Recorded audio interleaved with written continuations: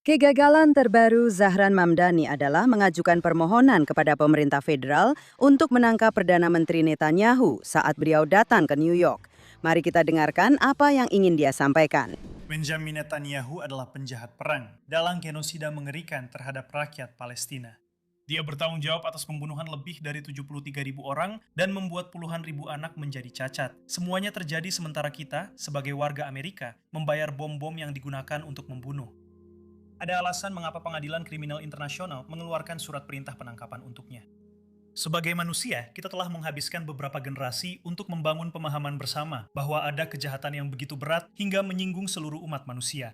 Pemerintahan saya telah meninjau setiap jalur yang tersedia berdasarkan hukum yang berlaku untuk menentukan apakah kota New York dapat melaksanakan surat perintah penangkapan Pengadilan Kriminal Internasional jika Benjamin Netanyahu datang ke sini. Jelas bahwa kami tidak memiliki kewenangan hukum independen untuk menegakkan surat perintah ini. Namun pemerintah federal memilikinya, dan saya menyerukan kepada mereka untuk bergabung dengan ICC dan melaksanakan surat perintah ini. Halo Mark, kamu bergabung denganku dari jarak jauh hari ini. Aku berada di CNS TV di Yerusalem dan kamu berada di lokasi lain yang dirahasiakan. Dengar, Mark, kita sudah mendengar dari wali kota New York City sejak sebelum dia terpilih, komentar menjijikannya tentang Israel. Komentar kali ini juga tidak berbeda. Tapi yang menarik dari video ini adalah dia harus membuatnya setelah muncul protes atas video sebelumnya, di mana dia mengatakan bahwa dia akan menangkap Netanyahu. Ketika dia datang ke New York untuk sidang umum PBB pada bulan September. Jadi, apa pendapatmu tentang itu? Jadi inilah politik main-main, tidak serius, dan bersikap anti-Semit. Dan aku akan mengatakan apa yang perlu dikatakan. Maksudku beberapa orang bilang, ya kamu tahu, ketika kamu di pihak oposisi, ketika kamu seorang aktivis mahasiswa, ketika kamu seorang aktivis kampus, kamu bisa mengatakan segala macam hal konyol dan lolos begitu saja. Tapi begitu kamu menjadi pejabat terpilih, kamu seharusnya lebih serius. Dan sayangnya, kita belum melihat perubahan seperti itu pada Mamdani. Dia bahkan tidak berusaha menyembunyikan sikap radikalnya yang anti-Israel dan anti-Yahudi yang sangat disayangkan. Dan mari kita lihat logika dari argumennya. Saya pikir ada sekitar 190 mungkin sedikit kurang negara anggota Perserikatan Bangsa-Bangsa. Banyak dari mereka yang tidak demokratis. Banyak dari mereka diperintah oleh para diktator. Dan ini adalah seorang pria yang secara terbuka menyatakan dia secara khusus menyoroti negara Yahudi. Dan dia berkata, dari semua orang yang datang ke New York, menurutnya, justru orang inilah yang seharusnya ditangkap. Hanya saja dia sendiri tidak bisa melakukannya. Dia sangat menyesal tidak bisa melakukannya. Kita seharusnya, pemerintah federal seharusnya menangkap Netanyahu. Sekarang bahkan jika seseorang mengkritik Israel, dan Anda tahu, banyak orang yang mengkritik Israel, tapi untuk mengatakan, maksud saya, apa yang dia katakan? Dia mengatakan, saya tidak melihat para diktator kejam yang berasal dari berbagai penjuru dunia. Saya tidak berbicara tentang para pemimpin Iran. Saya tidak berbicara tentang para pemimpin di negara-negara dengan catatan hak asasi manusia yang buruk. Pemimpin yang terpilih secara demokratis dari negara demokrasi justru yang kamu soroti dan kamu katakan, saya akan menangkap dia jika saya bisa. Dan saya sangat sedih karena saya tidak bisa menangkapnya. Jadi maksudnya apa itu semua? Benar, tapi kamu tahu, ini bahkan lebih dari itu. Karena aku bahkan tidak ingin mengatakan, ya maksudku, kamu bisa saja mengkritik Israel dan catatan hak asasi manusianya. Izinkan aku menunjukkan hal ini. Semua yang dia katakan tentang genosida di Gaza, atau apa yang dia katakan tentang apartheid, dan apa yang dia katakan tentang perlakuan buruk terhadap warga Palestina di Gaza, tentu saja dia tidak menyebutkan pembantaian 7 Oktober atau hal-hal seperti itu. Jangan sampai. Tapi semua yang dia katakan adalah kebohongan besar. Dan bukan hanya itu saja, Israel jika dibandingkan dengan negara-negara diktator yang menjadi anggota PBB, jika dibandingkan dengan mereka, Israel memiliki catatan yang baik. Tidak secara objektif dalam segala hal, dengan ukuran apapun, Israel memiliki catatan yang luar biasa. Dan Israel memiliki catatan yang luar biasa dalam pertempuran di perkotaan, sehingga tentara Israel justru terancam karena kehati-hatian yang kami lakukan untuk menghindari korban sipil. Hal ini telah dikatakan oleh setiap ahli militer dan lain sebagainya. Tapi satu hal lagi, baik Israel maupun Amerika Serikat bukanlah pihak dalam Mahkamah Pidana Internasional. Dan atas dasar itulah Mondani berbicara. Dia bilang dia adalah penjahat perang di Mahkamah Pidana Internasional dan Mahkamah Internasional. Tapi mari kita luruskan ini. Amerika Serikat. Menteri Luar Negeri Marco Rubio sedang melakukan kampanye untuk sepenuhnya mendiskreditkan, membubarkan, dan menjelekkan Mahkamah Pidana Internasional karena dia bilang itu tidak sah. Dan tujuan aslinya sudah lama hilang, seperti juga tujuan asli PBB. Dan mari kita dengarkan sebentar apa yang dikatakan Marco Rubio tentang hal itu. Ketika ICC lahir 24 tahun yang lalu, mereka mengatakan kepada kita bahwa itu hanyalah semacam pengaman terakhir yang terbatas, sebuah pengadilan global yang akan turun tangan untuk menuntut hanya pelanggaran paling berat seperti genosida dan kejahatan perang, dan hanya ketika pengadilan suatu negara tidak mampu menuntut sendiri. Namun kenyataannya, itu adalah sesuatu yang jauh lebih radikal dan ekstrim. Itu adalah sebuah tribunal global yang diisi oleh birokrat globalis yang tidak dipilih, yang mengklaim kekuasaan mereka hampir tidak terbatas. Bahaya dari pengadilan global ini terus saja berkembang. Saat ini, itu mengancam setiap aspek dari sistem politik dan hukum kita. Petugas patroli perbatasan mengeluarkan pelaku kejahatan kekerasan dari negara kita. Marinir Amerika mempertaruhkan nyawa mereka untuk membela tanah air kita. Jaksa bekerja untuk membongkar rencana teroris yang ingin menyerang dan membunuh orang Amerika. Jika kita berdiam diri, mereka semua akan berada di bawah belas kasihan hakim asing yang berada ribuan mil jauhnya, menghadapi risiko penuntutan yang terus-menerus, bahkan di penjara karena apa yang disebut sebagai kejahatan membela negara mereka sendiri. Rakyat Amerika tidak pernah menyetujui semua ini, dan mereka tidak akan pernah menyetujuinya. Oke, jadi di sini ada kontras besar antara wali kota New York City, omong-omong, kota dengan penduduk Yahudi terbanyak di seluruh dunia selain kota-kota di Israel. Dan fakta bahwa dia bahkan terpilih saja sudah sangat mengejutkan tentu saja. Tapi seperti yang kamu katakan, dia tidak menyembunyikannya. Maksudku, satu hal baik tentang Mamdani yang bisa kamu katakan adalah dia sama sekali tidak menutupi antisemitismenya yang terbuka. Permusuhannya bukan kepada Perdana Menteri Netanyahu. Dan menurutku, semua kaum kiri atau semua suara anti Netanyahu di Israel maupun di luar negeri harus tahu satu hal. Bukan Netanyahu yang dia benci, tapi seluruhnya. Jadi, pertama-tama, Mari kita bahas apa yang dikatakan Rubio. Dan Rubio 100% benar karena Rubio mengatakan itu. Ini, ICC, Pengadilan Kriminal Internasional. Awalnya didirikan oleh Do Duguras yang mengatakan, "Yah, Anda tahu, kita punya masalah di mana ada negara-negara di dunia yang tidak memiliki peradilan independen. Dan ada orang-orang jahat yang tidak dibawa ke pengadilan. Dan kita membutuhkan sebuah institusi. Dan mereka membicarakan, Anda tahu, tempat-tempat di mana terjadi perang saudara yang mengerikan, pembunuhan massal, genosida, dan sebagainya. Dan kita harus memiliki sebuah institusi yang akan ada ketika tidak ada sistem hukum yang berfungsi. Dan kita bisa masuk dan membawa keadilan kepada orang-orang yang memang pantas mendapatkan keadilan." Dan mereka juga berkata, tapi kita tidak bisa memaksa negara manapun untuk bergabung dengan sistem ini. Oleh karena itu, ini adalah sistem sukarela yang diikuti secara sukarela. Dan seperti yang Anda katakan, seperti Perserikatan Bangsa-Bangsa dan sebagainya, ini telah berkembang dan menjadi monster birokrasi di mana hakim-hakim yang tidak dipilih bisa menyatakan orang sebagai penjahat. Dan saya ingin mengingatkan Anda bahwa banyak negara yang menandatangani ICC, Pengadilan Kriminal Internasional, tidak memiliki sistem peradilan yang independen. Dan akibatnya, para hakim yang mereka kirim ke ICC tentu saja dipilih dalam kerangka seperti PBB, di mana negara-negara memberikan suara secara blok dan sebagainya.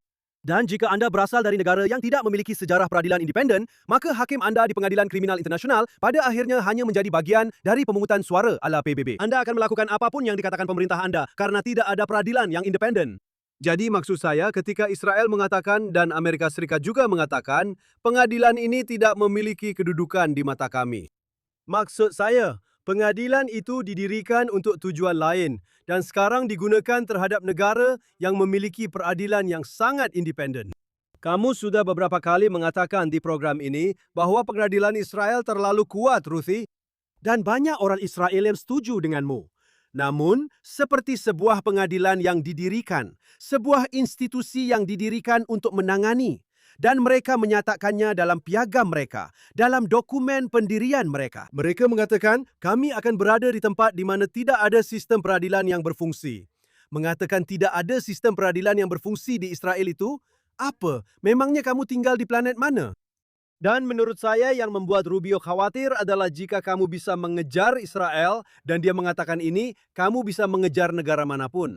Dan tiba-tiba tentara Amerika, diplomat Amerika, pilot Amerika yang menyerang fasilitas nuklear atau yang pernah menyerang fasilitas nuklear di Iran, tiba-tiba mereka semua juga akan dianggap sebagai penjahat perang. Dan jika mereka pergi berlibur ke Perancis misalnya untuk melihat Menara Eiffel, mereka tiba-tiba akan ditangkap. Dan di sini kita punya situasi di mana institusi internasional ini yang mungkin didirikan dengan semua alasan yang benar telah berubah menjadi masalah besar. Untuk mengatakan bahwa seorang Perdana Menteri yang terpilih secara demokratis yang sedang menghadapi pemilihan ulang, dia harus berdiri di hadapan rakyatnya sendiri dan terpilih kembali. Ya, di negara dengan sistem peradilan yang sangat independen, yang telah berkali-kali menunjukkan bahawa sistem itu mampu membatalkan keputusan pemerintah. Perdana Menteri sendiri, seperti yang kita berdua tahu dan sudah kita bahas, dia sedang didakwa di Israel dan sedang diadili karena mereka mengatakan dia melakukan pelanggaran. Untuk mengatakan bahawa ICC yang sama sekali tidak memiliki keahlian dalam masalah-masalah ini, pasti akan mendakwa Perdana Menteri Netanyahu. Itu benar-benar tidak masuk akal. Satu hal terakhir tentu saja. Jaksa penuntut utama yang mendakwa Netanyahu tentu saja harus mengundurkan diri karena berbagai macam perilaku buruk, perilaku pribadi, perilaku tidak bermoral dari dirinya. Dan dialah alasan mengapa dia dianggap sebagai otoritas moral yang dibicarakan oleh Mamdani. Benar. Oh ya, bukan jaksa penuntut utama di Israel, jaksa penuntut utama di pengadilan internasional. Benar. Benar. Dan dia dituduh melakukan pelecehan seksual besar-besaran atau kekerasan seksual dan benar-benar dipermalukan karena hal ini. Oke, bukan berarti keduanya saling berhubungan. Tapi ya, dia memang berkarakter buruk dan dia juga seorang antisemit. Ini hal yang menarik, Presiden Trump, kenapa Mamdani harus membuat video barunya yang pendek ini? Dia terus membuat klip-klip kecil seperti ini. Itu karena Presiden Trump memposting di Truth Social. Maaf Mamdani, ini adalah parafrase saya dari Presiden Trump. Maaf Mamdani, tidak ada yang akan menangkap Netanyahu saat dia datang ke New York, dan kamu tidak punya wewenang untuk melakukannya. Sementara itu, Duta Besar Amerika untuk Israel, Mike Huckabee, mengatakan bahwa dia menulis tweet hari ini. Dia mengatakan Mamdani bukan orang bodoh, dia menyebutnya sebagai antisemit yang keji. Dan dia juga mengatakan jika ada yang harus ditangkap, itu adalah Mamdani karena hasutan. Dan tahu nggak? Itu bukan lelucon, karena beberapa hari yang lalu, saat semua keributan ini terjadi, sekelompok orang di Manhattan, di Greenwich Village, membakar bendera Israel, bersorak-sorai di siang bolong di kota paling Yahudi di dunia selain Israel. Mari kita lihat itu. Jadi maksud saya, pemerintah Amerika Serikat, pemerintah federal, tidak berpihak pada Mamdani dalam masalah ini. Ya, itu jelas, tapi saya akan bilang apa yang mengganggu saya, Ruthie. Mamdani itu, kamu tahu, seperti itulah dia. Dan kamu tahu, seorang anti-Israel, sayap kiri ekstrim yang antisemit, oke. Dan yang membuat saya khawatir adalah bagaimana pengaruhnya dalam Partai Demokrat secara lebih luas. Dan apa artinya itu untuk masa depan hubungan Amerika Serikat dan Israel? Karena Anda tahu, setiap beberapa tahun, orang yang memegang kendali di Gedung Putih berubah setiap beberapa tahun. Dan itu bahkan bisa terjadi di Dewan Perwakilan Rakyat pada bulan November. Partai Demokrat bisa mengambil alih. Dan saya akan beritahu Anda, bagi saya yang paling mencolok dan mengkhawatirkan adalah itu. Semua nama yang sedang dibicarakan, dan jika ada nama yang saya tidak tahu, saya mohon maaf. Tapi seperti Gubernur California, Wali Kota New York, Senator dari Maryland, Semua orang yang telah dibicarakan itu, mereka mungkin akan mencalonkan diri sebagai presiden. Mereka sudah punya komite persiapan, di Amerika? Mereka belum secara resmi mengumumkan, tapi mereka sudah mulai mengumpulkan dana. Sekarang ini di Partai Demokrat karena pemilih dalam pemilihan pendahuluan Demokrat, ya, dan orang-orang seperti Mamdani di luar sana yang akan memilih dengan antusias dalam pemilihan pendahuluan Demokrat.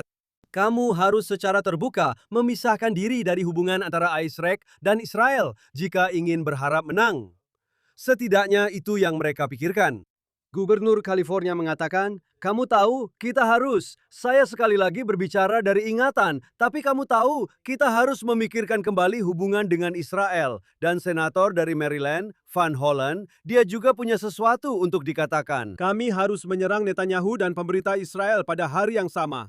Saya pikir saat itu dia mengumumkan bahwa dia membentuk komite persiapannya. Wali kota Chicago harus datang ke Israel dan mengatakan bahwa semua ini salah Israel, kurangnya dukungan. Ini Netanyahu dan pemerintahnya, dan mereka sedang membawa Israel ke jalur yang salah. Hampir seperti Anda tahu, jika dulu leluconnya adalah Anda tahu, Anda harus pergi ke Irlandia, Italia, dan Israel jika Anda mencalonkan diri sebagai presiden. Itu adalah 3 kunjungan yang wajib dilakukan. Sekarang, seolah-olah dalam pemilihan pendahuluan Partai Demokrat, itu menjadi wajib jika Anda ingin bersaing. Jika Anda ingin punya peluang, Anda harus mengatakan sesuatu yang negatif tentang Israel. Tanpa itu, jangan ikut dalam kontesnya. Dan omong-omong, bukan hanya tentang Israel. Maksud saya, jangan lupa bahwa Mamdani menyebut AIPAC sebagai monster. Bukan hanya Israel, tapi juga Yahudi. Dan antisemitisme yang terbuka yang diungkapkan oleh banyak kandidat ini adalah sesuatu yang benar-benar belum pernah terjadi sebelumnya di Amerika. Dan kamu benar sekali, ini mengkhawatirkan. Tapi saya ingin bicara sebentar tentang sebagian kesalahan yang juga ada pada Yahudi Amerika dan orang Israel. Dan apa maksud saya dengan itu? Saya tidak bermaksud bahwa orang Israel atau Yahudi Amerika yang bersalah atas kebencian terhadap kita dan mereka. Tidak. Tapi 30% Yahudi di kota New York memilih Mamdani. 30%. Itu banyak. Itu yang pertama. Yang kedua, orang Yahudi cenderung menjadi anggota Partai Demokrat atau memilih Demokrat. Dan kaum liberal Israel yang setara dengan di Amerika Serikat.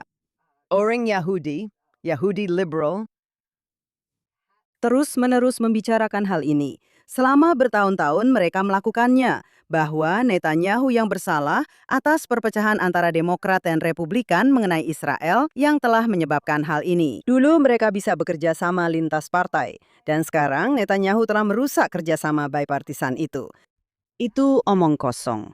Dan saya ingin berbicara tidak hanya kepada Yahudi Amerika tentang bagaimana mereka merugikan diri sendiri dengan memilih Demokrat, terutama di situasi seperti ini, tetapi juga kepada Yahudi Israel yang merasa bahwa jika saja kita menyingkirkan Netanyahu, semuanya akan berubah. Ini adalah kebohongan. Dan ini tidak ada hubungannya dengan siapa yang saya pilih atau siapa yang dipilih orang lain di Israel. Satu-satunya partai di Israel yang percaya bahwa Israel melakukan genosida di Gaza dan sebagainya adalah partai-partai Arab. Partai-partai Yahudi, bahkan yang paling kiri sekalipun, mereka adalah orang-orang yang pernah bertempur di Gaza, yang mengenakan seragam mereka ikut ambil bagian dalam hal ini. Mereka tahu kita tidak melakukan genosida.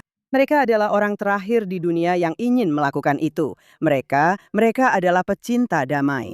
Mereka selalu mempromosikan solusi 2 negara dengan Palestina. Saya berbicara tentang orang-orang Israel yang berhaluan kiri. Jika ada yang berpikir, membayangkan siapapun orang Yahudi di kedua sisi lautan, bahwa menyingkirkan Netanyahu akan mengubah apa yang kamu gambarkan. Dan antisemitisme yang terbuka yang meledak, khususnya setelah pembantaian terhadap 2.000 orang Israel dan Yahudi. Dan bukan hanya orang Israel, tetapi sebagian besar terjadi pada 7 Oktober ketika 1.200 orang dibantai. Dan sejak saat itu, ratusan lainnya diculik dan dibunuh. Jika ada yang percaya bahwa mengganti Netanyahu akan membuat perbedaan, dia sedang membodohi dirinya sendiri. Jadi saya akan menanggapi itu. Ada 2 orang yang menulis sebuah buku. Saya rasa buku itu terbit sekitar setahun atau 1,5 tahun yang lalu. 2 orang yang sebenarnya tidak terlalu bersahabat dengan Israel. Salah satunya adalah Robert Malley, yang mungkin merupakan orang paling kritis terhadap Israel di pemerintahan Biden, sampai pekerjaannya dicabut darinya. Dan orang lainnya adalah seorang pria bernama Hussein Aga, seorang Syiah Lebanon yang kemudian menjadi tokoh utama penggerak Palestina. Dan mereka menulis bukan karena mendukung Zionisme, jauh dari itu. Tapi mereka mengatakan bahwa itu adalah mitos jika berpikir Netanyahu pergi, lalu semuanya akan berjalan dengan sendirinya. Benar? Mereka berpikir itu terlalu mudah. Itu tidak benar, kata mereka. Dan sekali lagi, mereka datang dari sudut pandang yang kritis. Semua orang yang berpikir, tiba-tiba Netanyahu akan menghilang dan semuanya akan baik-baik saja. Kita akan kembali seperti di masa lalu yang indah. Itu hanyalah mitos. Itu hanyalah mitos. Bukan hanya Mark Regev yang mengatakan begitu, tapi Robert Malley-Malian, Hussein Aga juga.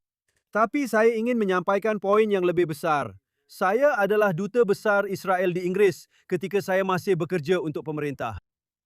Dan lalu muncul Corbynisme dan kelompok kiri dari Partai Buruh sangat-sangat anti-Zionis dan seperti yang dikatakan banyak orang juga antisemit. Dan Anda melihat hal ini di seluruh Eropa. Di Prancis, di Italia, partai-partai sayap kiri, kiri progresif, kiri radikal, cenderung pro-Palestina, anti-Israel, anti-Semit, tergantung mereka berada di mana tepatnya. Beberapa lebih anti-Semit, yang lain hanya sangat kritis terhadap Israel. Dan di sana ada spektrum, tapi mereka bukan teman. Dan isu Palestina telah menjadi panji kelompok kiri global. Dan menganggap bahwa itu akan terjadi di Kanada, Australia, Inggris, Prancis, dan Italia. Tapi tidak akan terjadi di Amerika ketika itu adalah fenomena global, itu konyol.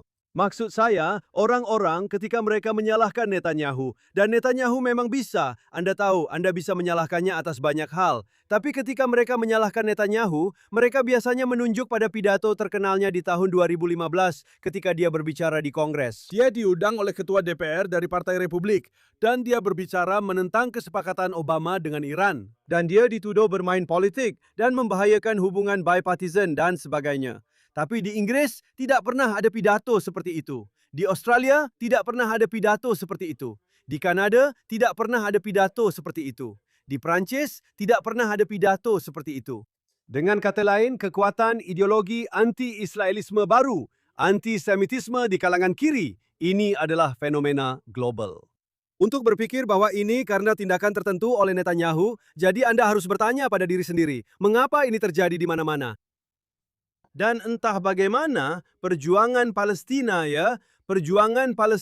telah menjadi sesuatu yang sangat diagungkan oleh orang-orang di kiri radikal. Tapi sebelum saya kembalikan mikrofonnya, bisa dibilang begitu, Ruthie, jangan lupa bahwa ini bukan hanya soal kiri radikal. Kita juga punya orang-orang di kanan populis. Maksud saya, yang paling terkenal mungkin Tucker Carlson dan rekan-rekannya. Orang-orang seperti dia yang secara harfiah didengarkan jutaan orang lewat podcast dan siaran mereka dan sebagainya.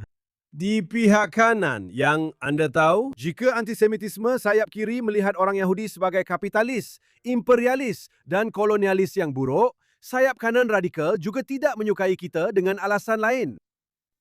Kamu benar sekali, dan menarik untuk dicatat bahwa Tucker Carlson mengumumkan bahwa dia keluar dari Partai Republik. Maksudku, dia sudah bukan bagian dari itu lagi.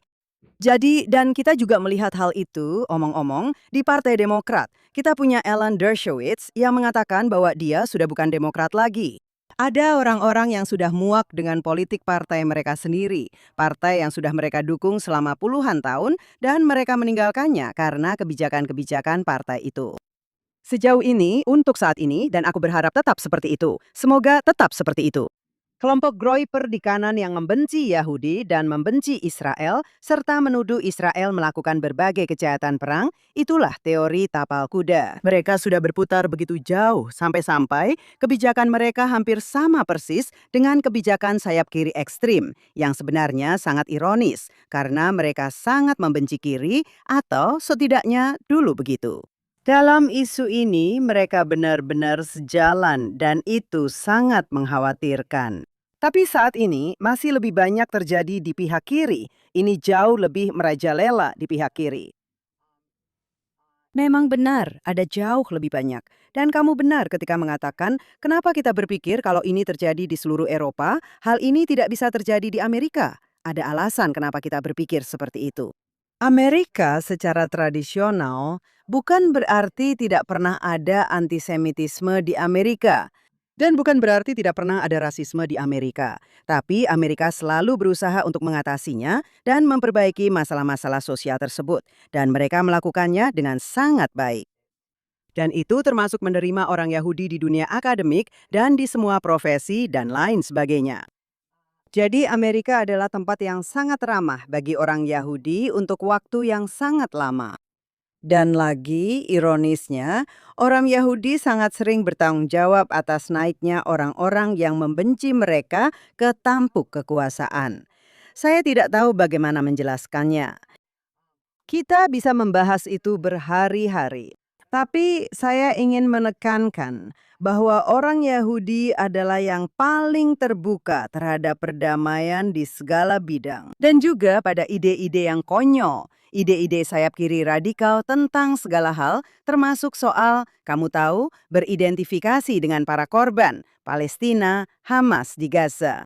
Baik, izinkan saya mengingatkan semua orang sekali lagi bahwa pada 7 Oktober banyak sekali orang yang dibantai, diperkosa, dipenggal, mengalami segala hal mengerikan yang mungkin terjadi, disiksa. Di komunitas-komunitas sekitar Gaza, di perbatasan, kibutzim dan komunitas lain yang berbatasan langsung dengan Gaza. Mereka adalah orang-orang yang sepanjang hidupnya ingin membantu warga Gaza, membawa mereka ke rumah sakit. Mereka memberi mereka pekerjaan, berteman dengan mereka karena mereka juga manusia, tapi semua itu tidak berarti apa-apa pada akhirnya. Ini seperti saat Holocaust, ada orang Yahudi yang dianggap baik, tanda kutip, yang berkata, "Ya, kami tidak seperti mereka." Kamu tahu, Yahudi dengan rambut ikal di samping itu. Kami mendengarkan Mahler. Kami berpendidikan dan kami berkelas, dan kami adalah orang Jerman yang baik.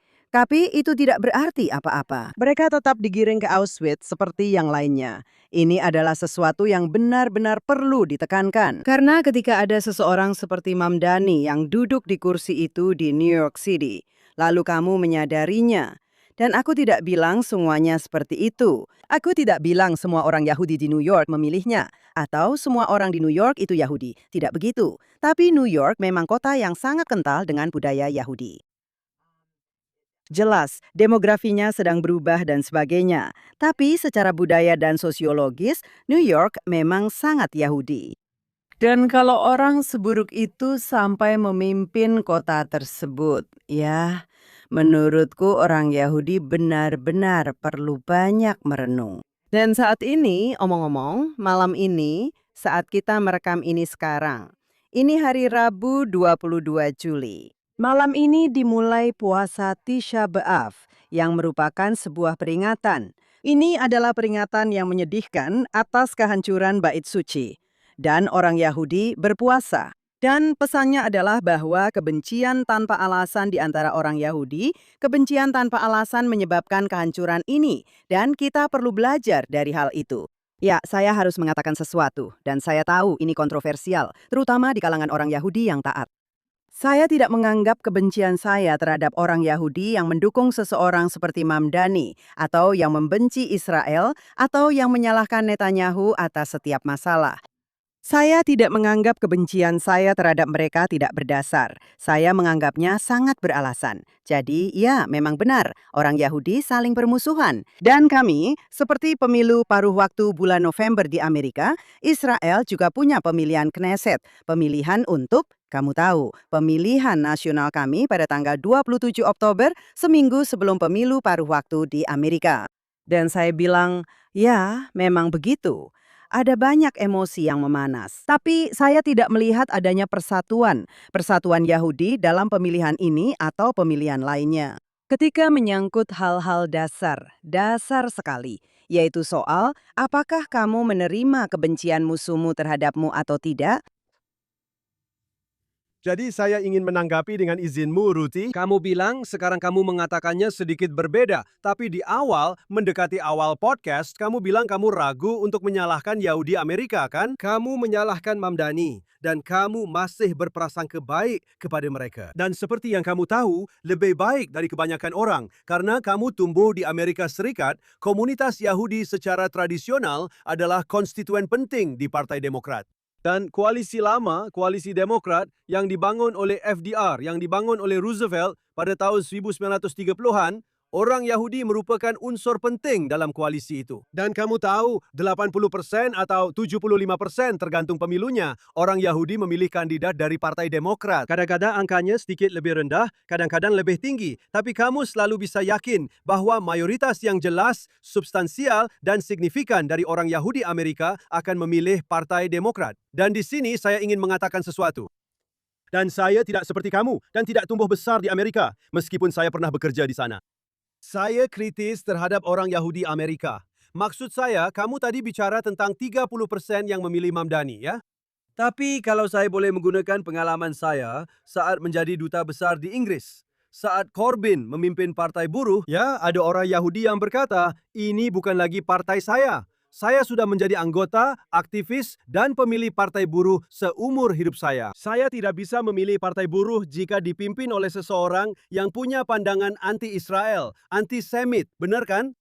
Dan menurut saya, bagaimana jika komunitas Yahudi di Amerika Serikat ketika itu? Sekali lagi, syarat masuk ke pemilihan pendahuluan Partai Demokrat tampaknya adalah benar bahwa Anda harus terlebih dahulu mengutuk Israel, mengutuk pemerintah Israel, mengatakan Anda membenci pemerintahnya. Anda harus menilai kembali hubungan Amerika Serikat dan Israel. Semua itu dianggap penting untuk bisa sukses dalam politik Partai Demokrat. Harus ada reaksi balik dari komunitas Yahudi. Dan jika tidak ada reaksi balik yang signifikan dari komunitas Yahudi, baik di pemilihan pendahuluan maupun di pemilihan umum, menurut saya itu adalah tanda kelemahan. Seperti yang Anda katakan sebelumnya. Ini seperti orang-orang Yahudi Jerman yang baik hati itu berkata, Anda tahu, kami membaca karya Schiller dan kami berperang di Perang Dunia Pertama untuk Kaisar dan kami adalah orang Jerman yang patriotik. Dan Anda tahu apa yang diketahui kopral muda asal Austria ini tentang Jerman? Kami lebih tahu tentang Jerman, tapi mereka hanya membodohi diri sendiri. Dan saya pikir orang Yahudi Amerika, sekali lagi, saya tidak ingin menggurui atau memberi ceramah kepada mereka, tapi saya pikir ini adalah momen penentuan sampai batas tertentu. Dan kita akan lihat bagaimana hasilnya. Tapi saya ingin menyampaikan kabar baik dengan pendapat Anda. Dan menurut jam saya di sini, kita sudah mendekati akhir podcast kita. Tapi saya ingin mengatakan sesuatu. Saya rasa saya pernah mengatakannya sekali sebelumnya di podcast ini. Tapi saya pikir hari ini, dengan Tisha B'Av, hari puasa Yahudi malam ini, dan dengan antisemitisme politik yang kita lihat di seluruh dunia, dan juga sangat disayangkan terjadi juga di Amerika. Karena mungkin kita pikir Amerika akan kebal terhadap kebencian yang kita lihat meningkat di Eropa dan di tempat-tempat lain, ya. Ada kepercayaan bahwa Amerika itu berbeda, bahwa Amerika tidak akan mengalami fenomena seperti ini. Tapi Mamdani telah menunjukkan kepada kita bahwa itu sama sekali tidak benar. Tapi saya ingin mengatakan hal berikut. Jadi kamu bisa sangat tertekan dan kamu bisa sangat kecewa. Dan kamu bisa berkata, ya beberapa hal tidak berubah, antisemitisme telah muncul kembali dengan sangat kuat, dan orang-orang tidak suka pada Yahudi. Dan terkadang itu adalah antisemitisme politik seperti Tuan Mamdani. Dan terkadang itu adalah antisemitisme yang mematikan dan brutal. Seperti yang kita lihat di negara tempat saya lahir, pembunuhan di Pantai Bondi, 15 orang ditembak mati oleh 2 ekstremis, ya. Dan sayangnya terkadang keduanya saling terkait. Karena orang yang merupakan antisemit politik sebenarnya memberikan perlindungan atau suasana bagi antisemit yang kejam dan mematikan, benar? Dan itu harus diingat. Jadi seperti yang saya katakan, Anda bisa sangat kecewa, sangat tertekan. Beberapa hal tidak berubah. Antisemitisme tidak berubah. Orang-orang membenci Yahudi. Kadang mereka menyembunyikannya. Kadang itu tidak terlalu terlihat. Dan sesekali hal itu meledak sehingga semua orang bisa melihatnya. Dan hari ini kita bisa melihat bahwa kebencian terhadap Yahudi telah meledak dan semua orang bisa melihatnya. Jika beberapa hal tidak berubah, Ruthie, ada sesuatu yang sangat penting telah berubah dan itu adalah kita, orang Yahudi telah berubah. Dan aku ingin menekankan hal ini dengan tegas. Pikirkan tentang dunia ayahmu. Ayahku dilahirkan ke dalamnya, ya. Dunia tahun 1930-an, Nazisme dan semua itu. Dan orang Yahudi tidak berdaya, orang Yahudi tidak punya rumah, dan orang Yahudi tidak punya negara. Kami harus memohon kepada orang-orang agar membiarkan kami masuk ke negara mereka saat kami melarikan diri dari penganiayaan. Kami harus memohon kepada orang-orang untuk melindungi kami. Hari ini orang Yahudi tidak lagi tanpa negara. Orang Yahudi tidak lagi tanpa rumah. Orang Yahudi tidak lagi tanpa pertahanan. Jika ada antisemit di luar sana yang sedang membangun bom nuklear untuk menyerang dan menghancurkan kita, kita akan menghancurkan bom nuklear mereka sebelum mereka bisa menyerang kita. Dengan kata lain, hari ini situasi orang Yahudi sudah berbeda. Jadi, meski beberapa hal seperti antisemitisme tidak berubah, orang Yahudi telah berubah. Kita kuat, kita punya militer. Para pemuda dan pemudi kita menjalani wajib militer untuk membela bangsa Yahudi, untuk membela negara Yahudi. Jadi para mamdani di dunia ini bisa saja mengucapkan ocehan antisemit mereka. Mereka bisa melontarkan cercaan mereka, tapi orang Yahudi tidak lagi menjadi korban. Orang Yahudi saat ini kuat dan berkuasa dan dapat membela diri mereka sendiri dari siapapun yang mencoba datang dan menyakiti kami. Nah, dengan nada yang ceria itu, dan aku tidak bermaksud sarkastik, Mark, menurutku itu cara yang sempurna untuk mengakhiri ini. Karena ya, itulah cahaya yang luar biasa. Kami suka mengatakan bahwa kami menjadi mercusuar. Ya, Israel adalah sebuah mercusuar, dan kamu dan aku juga diberkati untuk tinggal di sini dan membesarkan keluarga kita di sini, itu sudah pasti. Ruti, aku tak sabar berada di studio bersamamu minggu depan.